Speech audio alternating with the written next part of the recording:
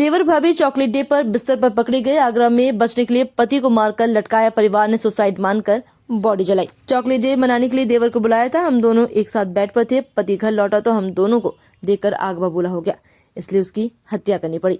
ये कहना है आगरा की महिला का, जिसने देवर के साथ मिलकर अपने पति को मार दिया।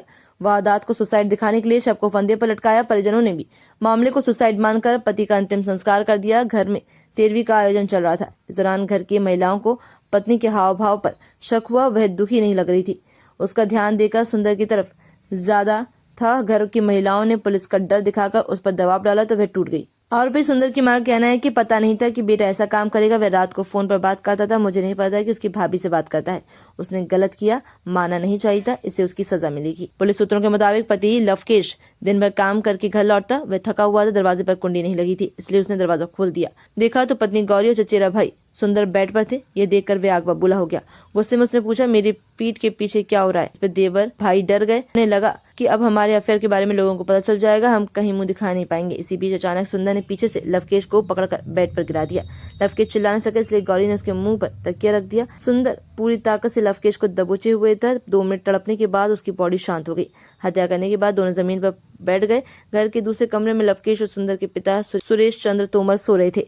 सुंदर ने कमरे से बाहर निकलकर देखा कि कहीं वे जाग तो नहीं गए। सुरेश को कमरे में सोता देखकर उसके जान से जान आई। दोनों ने तय किया कि इस हत्या के बारे में सिर्फ उन्हें ही पता है। लवकेश की हत्या को आत्महत्या दिखाना होगा। इसके बाद लवकेश के गले में साड़ी का फंदा बनाया गया। पंखे के कुंडे में उसका दूसरा सिरा बांधकर बॉडी को ऐसे लटका दिया जैसे लवकेश ने सुसाइड किया हो।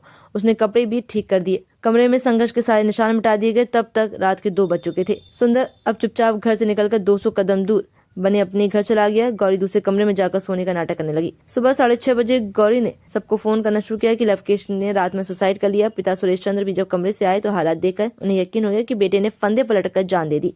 धीरे धीरे घर में दोस्त, परिचित और रिश्तेदार आने लगे। आसपास की महिलाएं घर में आ गई और रोने लगी। गौरी भी उनके बीच बैठी थी। अंतिम संस्कार होने के बाद भी किसी को शक नहीं हुआ कि सामान्य मौत नहीं है। गौरी और सुंदर को लगने लगा कि उन्होंने पूरे परिवार को गुमराह कर लिया, क्योंकि किसी ने पुलिस से संपर्क नहीं किया, न ही इसकी चर्चा हुई।